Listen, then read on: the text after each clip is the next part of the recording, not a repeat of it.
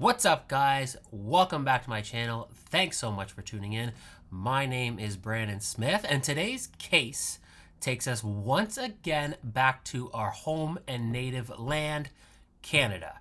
Canada is very special to me since it's where I live, but even more special is that this case takes place exactly 40 years ago today at the time of this upload.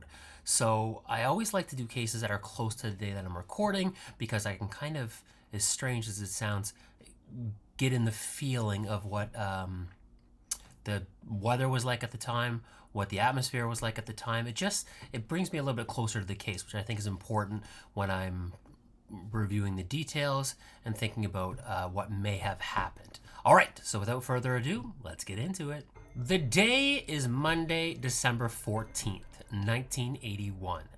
The film Rollover is #1 at the box office. The song Physical by the incomparable Olivia Newton-John is #1 on the Billboard charts.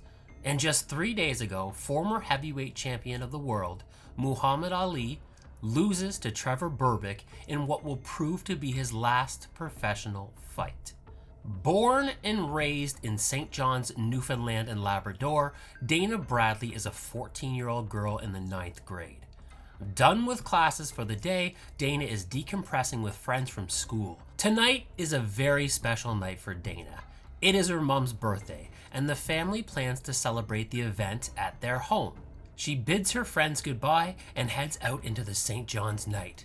Two men working at a Christmas tree lot see Dana on her way to the bus. Before she arrives at the stop, she sticks her thumb into the air. She is not waiting for the bus. She is hitchhiking. A car pulls alongside Dana within minutes. She exchanges a few words with the driver and enters the vehicle. This is the last time that Dana Bradley will be seen alive. This day in mystery.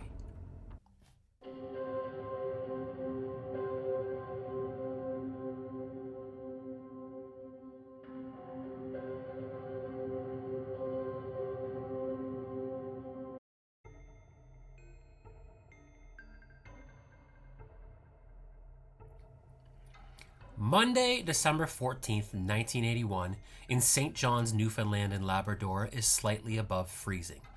With a high of just 2 degrees Celsius, the day sees snow and rain on and off throughout.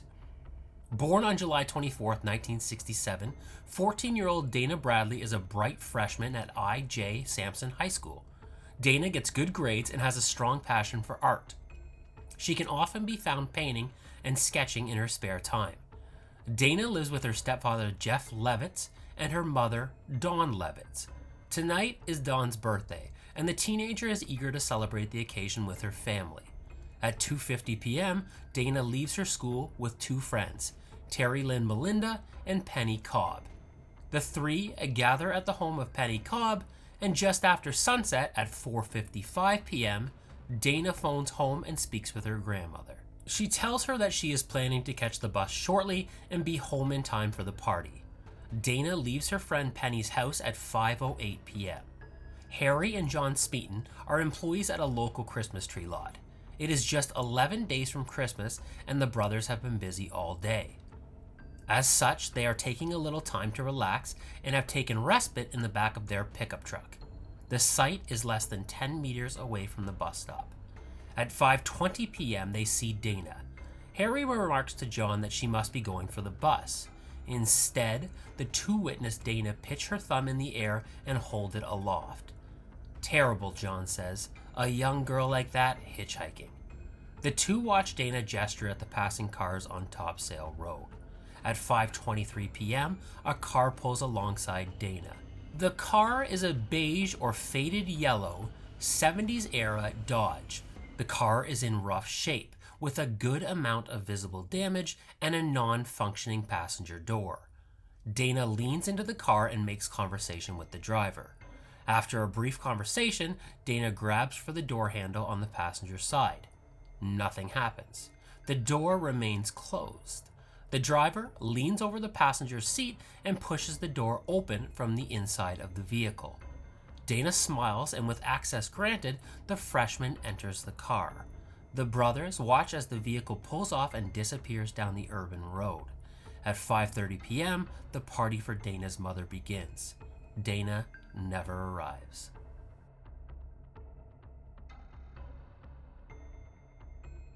When Dana doesn't arrive at the party, her family becomes concerned. They alert the police and report their daughter missing later that night. Early on the morning of December 18th, the Smith family of St. John's is looking for a Christmas tree. They don't want to pay for a Christmas tree, but don't want to get caught cutting one down without permission, so they figure Maddox Cove is the place to go. Maddox Cove is approximately 13 kilometers south from St. John's. Dale, his wife, and 2 sons arrive in Maddox Cove within 15 minutes. The area is remote and has sort of become a public dumping ground for the locals. The family makes its way past lots of discarded garbage. Old furniture, soda cans, and food containers line their path. It has snowed heavily the night before, and a fresh covering of the precipitation still covers the ground. Dale takes note of fresh footprints indicating someone has been there fairly recently. One piece of clutter catches Dale's attention: a mannequin. The figure lays face up just off of the trail. Dale can't keep his eyes off the mannequin's features. It just seems so lifelike, and he moves closer for a better look. Just feet from the figure now, he realizes the mannequin is not a mannequin at all. The woman in the snow is wearing only blue pants and cowboy boots. Her hair lays neatly behind her head. Her legs are parallel and stark straight. Her arms are crossed smartly under her chest. School books are tucked under each of the woman's arms. He calls his wife over for confirmation and tells his children to stay put. His wife ducks under a tree branch and scouts into the forest nook. He confirms what Dale desperately does not want to hear. This is a real body. Dale checks for signs of life but can't find any. She is cold. The man immediately thinks of the still missing teenager, Dana Bradley, and wonders if this could be her. The family leaves the fallen woman in the woods in search of help. Nearby, they find a man chopping wood. They alert him to their discovery and tell him to watch the area as they drive to a nearby police station.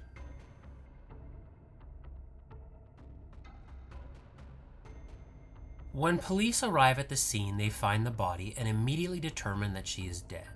They collect the body and, very aware of the Dana Bradley story, are careful not to compromise any evidence. They take the body for an autopsy. The coroner confirms what both Dale and the police have thought.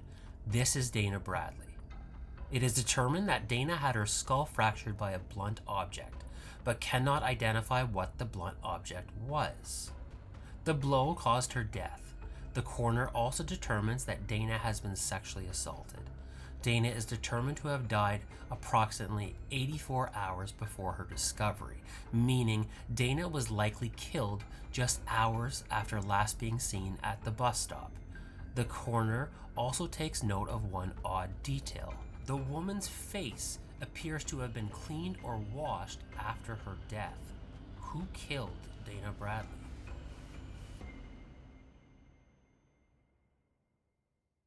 This is one of the most high-profile unsolved murders in the history of Newfoundland and Labrador, and the Royal Canadian Mounted Police are equal to the task. 35 full-time investigators are dedicated to the case, and they are immediate in their efforts. The brothers at the Christmas tree lot described to police the car that had picked Dana up on the night of December 14th. When it comes to the driver, however, they are of little help, as they barely saw him from a distance. They can say he was most likely in his early 20s. Police next talked to a man who said he was in Maddox Cove hours before the Smith family. He says he witnessed a man exiting the exact area where Dana was later found.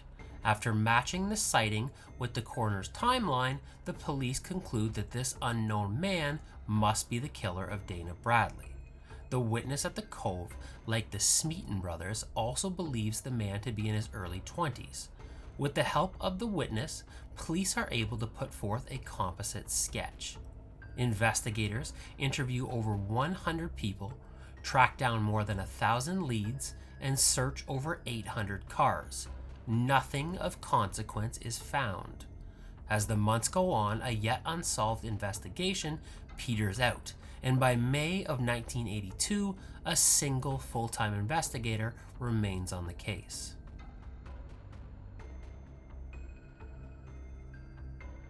Shannon MURRIN was born in St. John's, Newfoundland and Labrador. In 1972, he took part in the biggest bank robbery in the province's history, netting him a total of $70,000. He was later convicted and found guilty of the heist after a former friend ratted him out. In 1980, he is living in Kelowna, British Columbia, a province that is about as far from Newfoundland and Labrador as you can get and still be in the same country. In the fall of that year, he returns to Nova Scotia. His whereabouts for the next 14 years are murky, but on August 17, 1994, he is back in Kelowna the day 8-year-old Mindy Tran is murdered. Mindy had been a friend of MURRIN's landlord's daughter. In October 1994, the body of Mindy Tran is discovered in a dumpster. She had died of strangulation and had been sexually assaulted at some point before her tragic death. In 1996, MURRIN is charged with her murder. Police theorize that MURRIN, admittedly drunk at the time and in the area, had sexually assaulted the girl, and since she could identify him, he strangled her to death. In 1999, MURRIN was acquitted of the crime. Though never convicted, Shannon MURRIN has been implicated in many rape and murder cases across the country. St. John's police acknowledge that they did talk to MURRIN about Dana Bradley and admit that at one point they did consider him as the prime suspect in the case. Many people point out that the 1981 incarnation of Shannon MURRIN bears an uncanny resemblance to the composite sketch. However, after questioning MURRIN, the RCMP can't even be sure that he was in the province on December 14, 1981, and as such, they do not believe he was involved in the murder of Dana Bradley.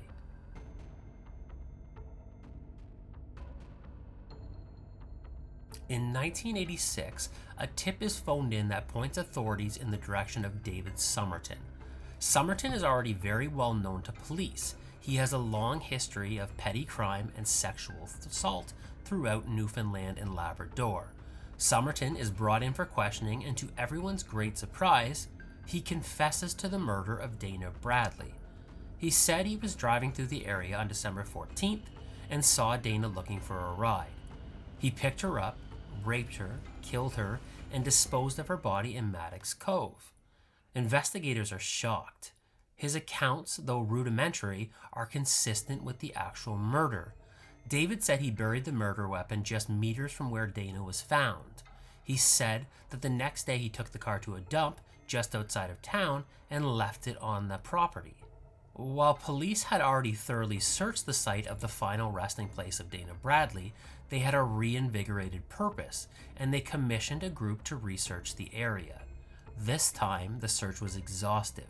They excavated trees and performed a full paleontology-style dig of the perimeter. Like the original search, nothing was found. No murder weapon, nothing. They next searched the location where David had said he disposed of the vehicle. Again, nothing was found. Police had gone to great lengths to verify the story of David Somerton, spending over $1 million in pursuit of the truth, and nothing was found. It got worse for investigators. David recanted his confession. He told the media that he had been interrogated for over 18 hours straight and was in a heavily medicated and suicidal state at the time. It was due to these circumstances that he confessed to the murder, not because he was guilty. He said that he was not involved in the killing of Dana Bradley whatsoever. Police could not validate his story and had no outstanding evidence to hold him on, so they were forced to let him go. David Somerton has been in and out of jail numerous times since 1986, but has never been formally charged in the murder of Dana Bradley.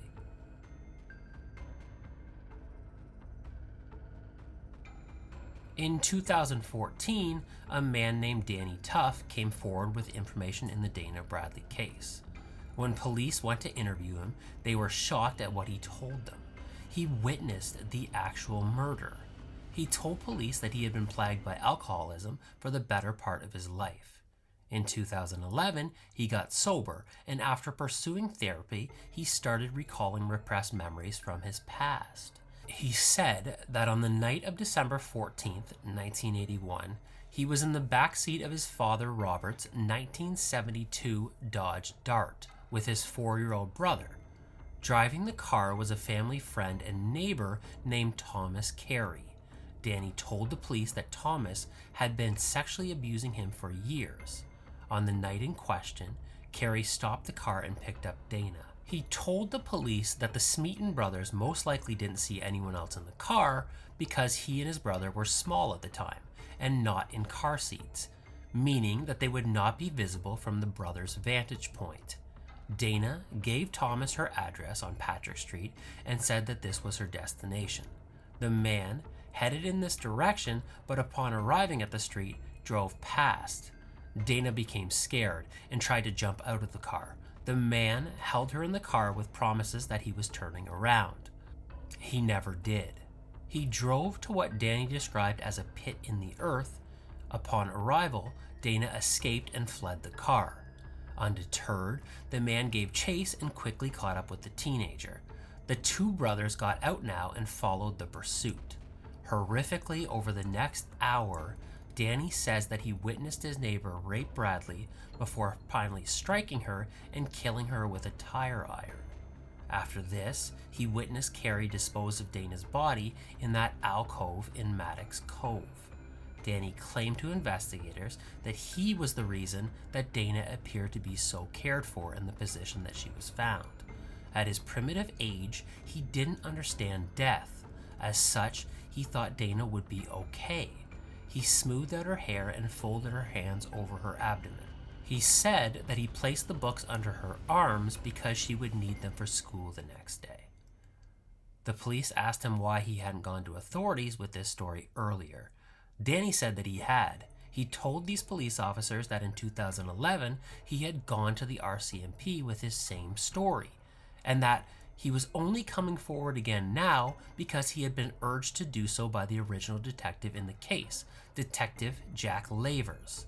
When the officers arrived back at the station, they discovered that Danny had indeed spoken with investigators back in 2011. Over the next 16 months, the RCMP investigated the claims of Danny TUFF in earnest. In 1991, the man Danny had identified as the killer, Thomas Carey, was convicted of 7 counts of crimes against children and sentenced to 4.5 years in prison. In 2014, he was back in jail on other charges. When questioned about Dana Bradley, Carey said that unequivocally he was not involved in her murder, and that Danny had fabricated his entire story. Investigators also spoke with Danny's brother, whom Danny said had also witnessed the murders. Danny's brother also denied the story and said that he had definitely not witnessed the murder of Dana Bradley nor anyone else. In his story, Danny also told police that he was seen by numerous people in the company of Thomas Carey on December 14, 1981. However, when these people were questioned, they could not remember this, as so much time had passed in the interim. After fully vetting Danny's story, in 2015, Sergeant Kent Osmond, the lead investigator in the case, stated that the RCMP did not consider Thomas Carey as a suspect in the case and did not believe the accounts of Danny TUFF. Osmond said that TUFF's story had changed dramatically over 3 years. TUFF, he said, had read books and all of the available articles on Dana Bradley before meeting with Detective Jack Lavers. Sergeant Osmond continued that in the years since the murder of Dana Bradley, the media has consistently propagated certain inaccuracies in the case, and when TUFF gave his accounts of the murder, he repeated these inaccuracies. Osmond said that these are details we know not to be true. As such, we find Danny untruthful. Many believe that Danny may be a victim of false memory syndrome. His studying of the Dana Bradley case at the same time as he was recalling repressed memories may have led him to invent this memory, a memory that he may even believe to be true. The Only thing that police could independently verify in the story of Danny Tuff was the presence of the Dodge Dart. Danny said that the vehicle was buried on a property the family owned in the 80s, a fact Danny's father, Robert, verified. Aware of these circumstances, the media asked Osmond why they wouldn't excavate the car in an effort to confirm their suspicions that Danny was not telling the truth. Sargent said flatly that they chose not to excavate the car because there was no way that it contained any clues in the unsolved murder of Dana Bradley. The original detective, Jack Lavers, continued to side with Danny and wanted the car exhumed. Jeff Levitt, the stepfather of Dana Bradley, also wanted the car to be examined, saying, quote, "I believe the car should be excavated, even if just to silence the rumors on the internet." In May 2016, an initiative was privately funded to excavate the car. Deep below the surface of the Tuff family property, searchers unearthed the 1972 Dodge Dart. It contained no useful evidence in determining who killed Dana Bradley.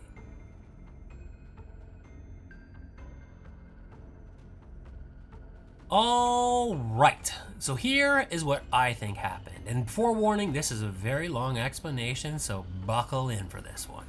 First off, Shannon MURRIN, no, just no. I mean, the guy may not even been in the province, just no, just no. Secondly, I do not believe David Somerton had anything to do with the case. Somerton was a petty criminal and had never been considered as a suspect in any murder cases other than Dana Bradley. And while escalation and anomalies do definitely happen in the career of criminals, I don't think this description matches David Somerton. He hasn't been implicated in any murders since and doesn't seem to be in his range. Thirdly, I also don't believe the accounts of Danny Tuff. I think Danny is a troubled man. I feel sorry for him and for the abuse that he suffered in his life. He may even believe in his own version of events. But for me, I just can't get past the fact that his brother, who was supposedly there, said it didn't happen. And yes, he was 4 years old at the time, and you could say he may not remember. But when you pair it with the fact that police know specific details about what happened and Tuff's account differ, I can't believe his story is accurate. Also, Thomas Carey, the man he identifies as the killer, is a terrible man with years of sexual abuse under his belt. Terrible, awful man, definitely. But he never murdered anyone. So I just can't believe that Dana was his first and only murder in all of the years he was active. So who did it then? Well, I think the reality is far less sensational. When I study these cases, I think too much priority is given to how a body is left. As crazy as it sounds, terrible murders can often be very delicate with their victims after death. In the case of Dana Bradley, we are told that she appeared to be cared for and left peacefully in a burial fashion. People say this suggests she was known to the perpetrator. I've just never understood this logic. If only a person known to someone in life could leave a body with this much care, then how can they be the same person to commit such uncaring acts as to cause death of the person in the first place? Sometimes brutal people commit unthinkable crimes and leave the body undisturbed. I can't for the life of me understand why people think this shows care.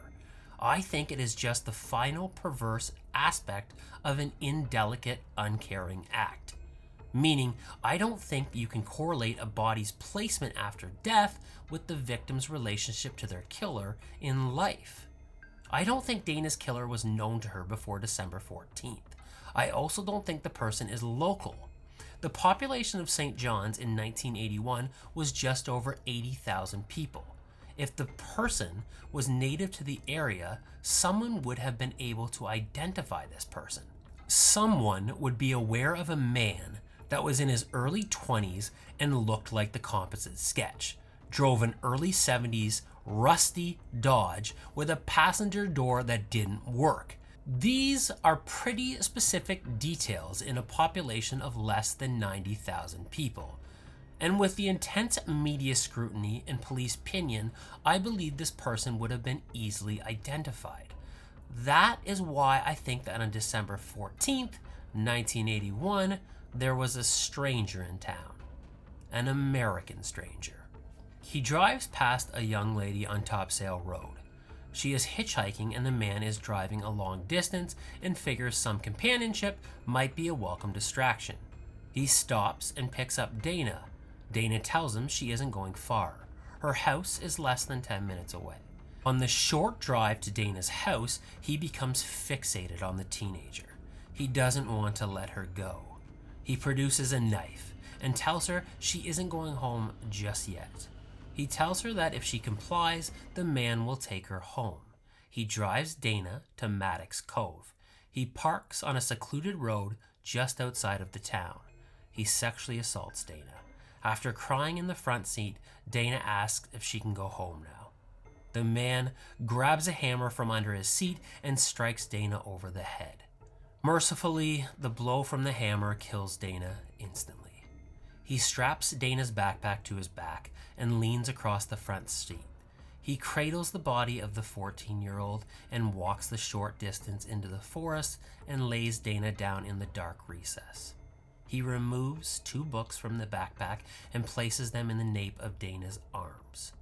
In the Newfoundland and Labrador moonlight, he smooths Dana's hair against the fallen snow. Within hours, he is on a ferry out of the province, headed back to the good old US of A, never to return again.